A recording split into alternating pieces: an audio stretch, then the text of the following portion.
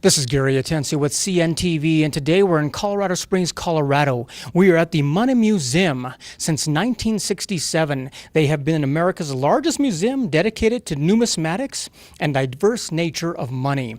I am here with the curator, Douglas. First of all, let me ask you this. Share with me a little bit about the origins of how the museum began and came about. Well, the museum is part of the American Numismatic Association. The association's been around since the 1890s, so we've been around a long time. For example, we've got a Civil War exhibit here, and what's really cool about it is we talk about the Civil War, and we've got some muskets, and we've got different things like that, but we talk about how the money really made the difference. The fact that the North was able to organize their money better was part of the reason why they won. And you see Confederate money, you see Northern Union money, we've got the heroes, battles, everything is on the money. The square footage on the facility here, I mean, quite honestly, you've expanded, it looks great. What is the typical profile of a person who walks through here? We're talking about children, adults, collectors, or all the above? Well, it's somewhat all of the above. The majority of people that come through now, we have, depending on the time of year, we have school trips that come through. We actually finance buses for the various schools so that they can bring their field trips in. So we have a large number of kids from third grade or through high school. Plus we have a lot of visitors who come specifically to see the Money Museum because we are a destination site for collectors, numismatists. I understand you've got three main galleries here. Why don't we start off first of all with the Bass Gallery? What are we going to find back there? Well, the Bass Gallery is based on the collection of an individual, Harry W. Bass, who created a collection of U.S. gold coins that was fantastic for its time. It's one of the best collections ever put together of U.S. gold. Now, Harry Bass was fascinated by not just the normal collecting of date and mint mark. He was interested in the variations on the actual, each date, their varieties, based on the dyes, how they wore. So he was a real scholar of coins and how they're produced and the methods used, how they change what the coins look like. So he was different for his time. Well, we're very lucky to be able to show the highlights of his collection here. It's the best collection of early U.S. gold that you can see on display anywhere in the country. Amazing how one man's collection, can have so much within it. One of the things I noticed in the gallery there is the way you have utilized multimedia. We're talking about screens that you can reach out, touch, and learn something right in front of you. Absolutely. One of the things we do try to do is make the exhibits accessible and interesting for all levels. Some ways of doing that are, having the coins on the wall and visible with labels, having the extra added attraction of touch screens allows you to get details of individual pieces so you can see them blown up. And we're trying to do that throughout the museum. It's a challenge because it's one of those things that you have to be able to get the equipment and everything else into, but we're doing more and more of that as we go. I even see where you can actually call in on your cell phone and get some information about an exhibit in front of you. Absolutely. The Harry Bass collection has a traditional tour where you have a wand, right, but we have the phone tours and certain objects. We have numbers that you can call to get a specific short lecture on what that coin is and why it's important. On the lower level there, they have what's called a publisher's gallery. Explain what that is and what goes on down there.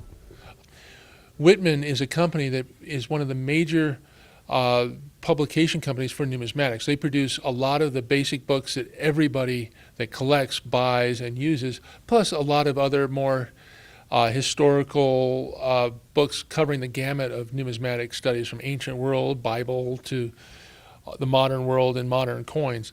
They sponsored our gallery, and so it's named after them. That gallery currently has 3 different sections in it. The core part is the history of money. This is an exhibit that covers the range of the history of money from the beginning until the modern day. It has a heavier focus on U.S. coins and paper money, sure, but it covers anything from Chinese paper, to Indian coins from 300 BC to beaver pelts and iron crosses that were used in Africa and in North America in the early days of colonial settlement, things like that. The mini mint, where we have a display that allows people to see how coins were produced graphically and all this stuff, neat equipment, but we also run it. It's a working display so that we can actually take a piece of metal from a bar and turn it into a strip, cut it into little cookie-shaped pieces, and make actual tokens or coins out of them. So that's very interesting. Kids love that. Absolutely. One of the things I noticed here, I mean, obviously you've made it nice for kids to be able to learn in an easy way, but quite honestly, has to be a collector's dream to walk through these doors. I mean, somebody who's studied this all their lives, this has got to be a great place to come to. Sure. As you said, we've got a kids zone, and it's very kid-friendly and lots of activities there. But for the average collector and advanced collectors, we've got something for everyone. We've got high-end pieces that they've only heard about in legendary stories of the 1913 Liberty Head nickel or the 1804 dollar. Those are on display here.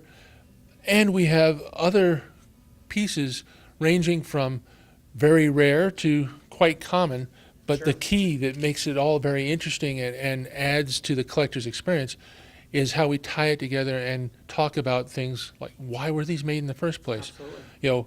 In God we trust. Why is that on our coins? That's part of our Civil War display. One of the things out there, I see you've got different levels here, a lot of space to go through.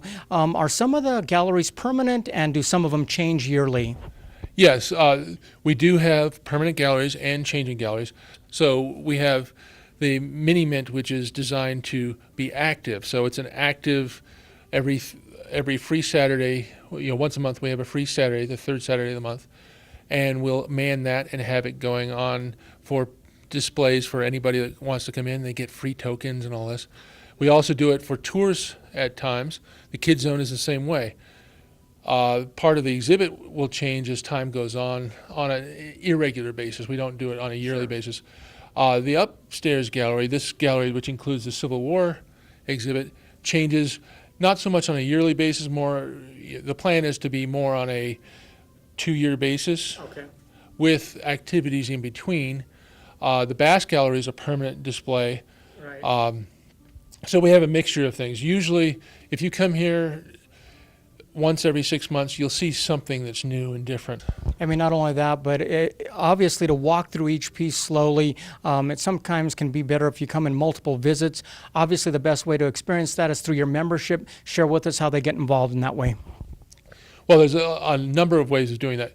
As a member of the ANA, you have access to our magazine, The Numismatist, which is a great hobby magazine. It has stories covering the gamut of numismatics. If you're interested in modern coins, it has stories about that. It has advertising. It's a great way to get into the hobby. Our membership also includes access to our website beyond just the front end, which anybody can get to. So there are a lot of different avenues to access more information on how to collect, where to go to.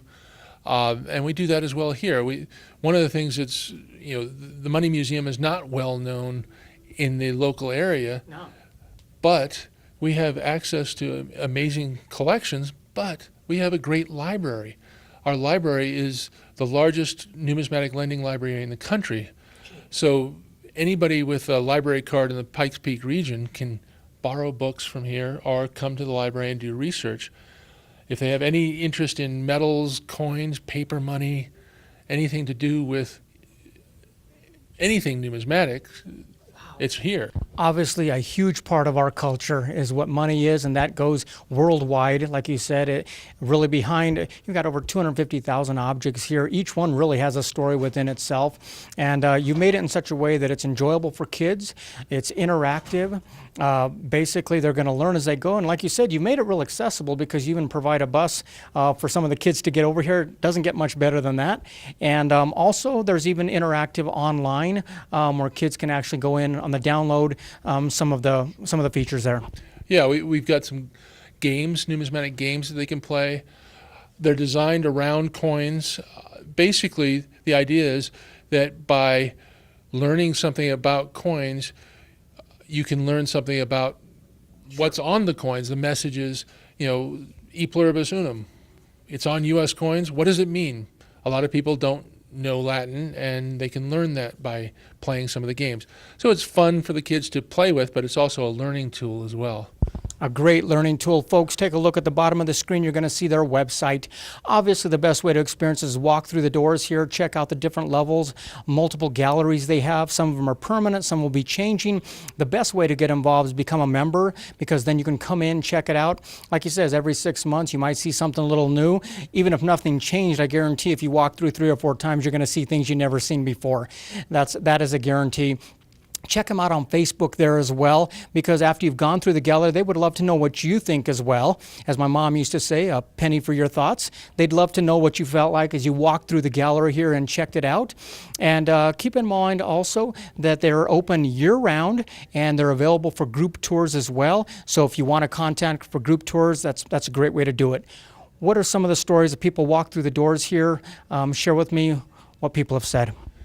Well, a lot of times I get things like, well, I never knew that. I didn't realize that we made, money like that, oh, so-and-so was on the money. We've had some great stories through here. Abner Doubleday, the founder of baseball, we had a medal that was issued to him because he was a great Civil War hero. Right.